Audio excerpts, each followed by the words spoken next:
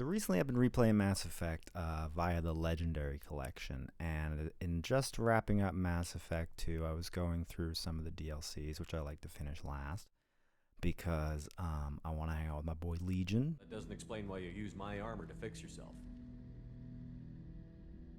There was a hole. But why didn't you fix it sooner?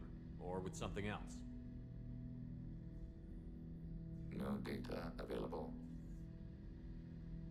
And if you want to let everyone live and hang out with your boy Legion, you got to save some DLCs for after the suicide mission.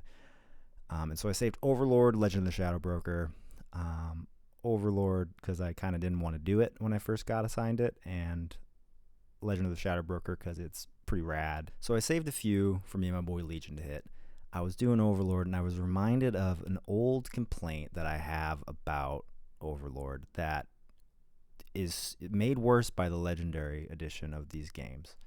And that is the incredible disconnect between the writing of Archer, the bad guy scientist, and what we're seeing on the screen. For those not familiar with Overlord, big spoilers, but basically you go through this whole facility. There's a rogue VI that is taking over it. You're fighting the Geth that it is controlling.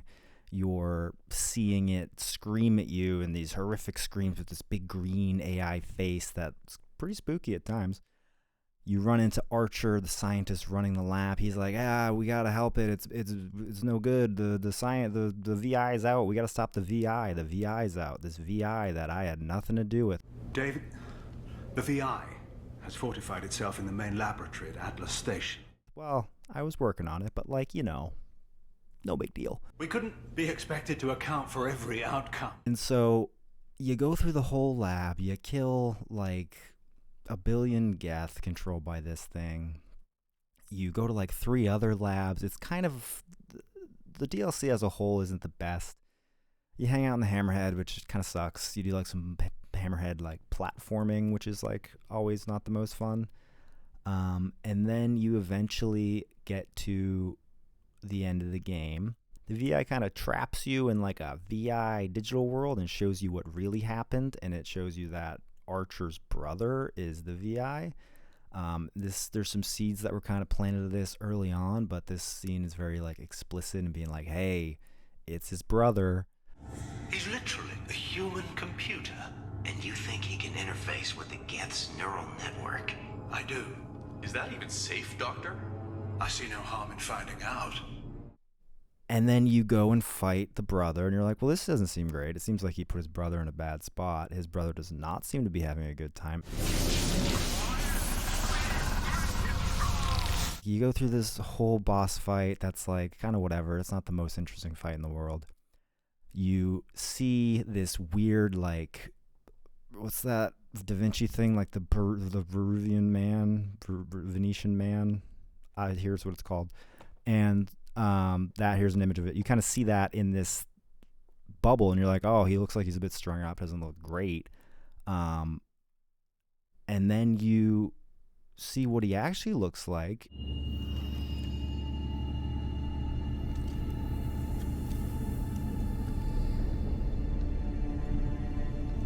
Quiet. Please make it stop. And Archer comes in and he's like, hey, sorry about that, David, we got a little carried away. I know how this must look, but I never intended any harm to come to him. You must believe me. It's not like I planned this.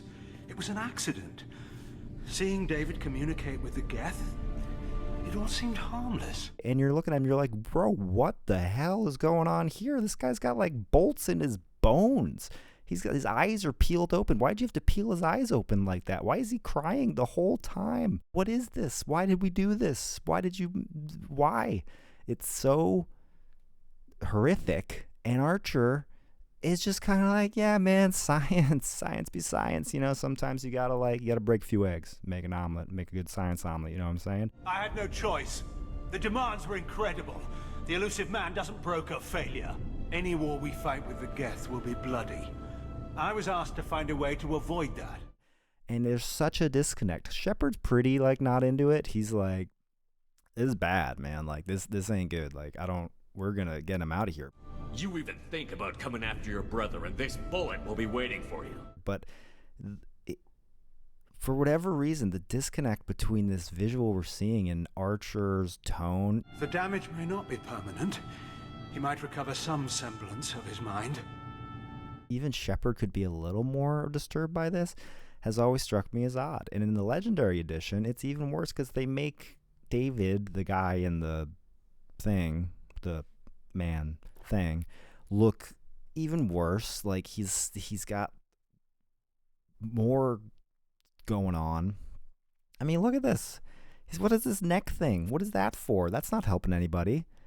That's crazy. He's got like these tubes coming out of his mouth. Like there's no way any of this is necessary, because he's just interfacing with the computer, and it's as shown earlier, he can just talk to the Geth.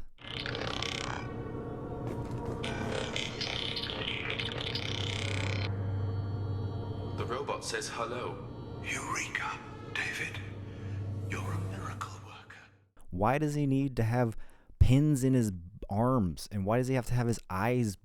Like it seems like they made the voice actors acted out a scene with a different visual in mind, and then when they put the scene together, they just like went crazy. In the model guys, the guys putting the scene together were like, yo, we're gonna make this shit fucking wild, and they did. And it's such a weird disconnect, and it's always bothered me because I don't know what brother, sister, sibling is looking at their sibling in this and going, you know, maybe I went a little overboard, but like, come on, man, I gotta get my funding from the elusive man.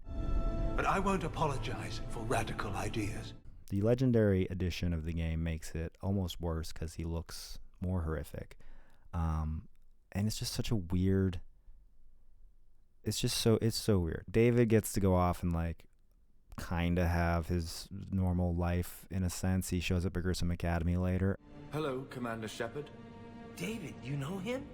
Yes. He rescued me from Cerberus. I don't know what happens if you leave him with Archer, because what psychopath is leaving him with this guy? Like, even if you're on a Renegade run through, I think you're like, nah, dude, that's we're sending him to the Academy. Like, no thanks. So yeah, I can't think of other examples where this has happened in games. But I know it does. But I'm trying to think of more examples like this specifically, where it seems like the people that made the models or the people that made the scene just did not, or just were on a different level or on a different page than the people doing the voice acting, and there's a real disconnect between the two. If you have any examples of that happening, throw it in the comments. Let me know, because man, was I just struck by it in this encounter. Yeah, so that's that. Thanks for watching. If you did, give us a like. Don't subscribe. I mean, you could, but who knows if I'll make another video anytime soon. So I won't flood your feed. I've got that going for me. Anyways, have a good one.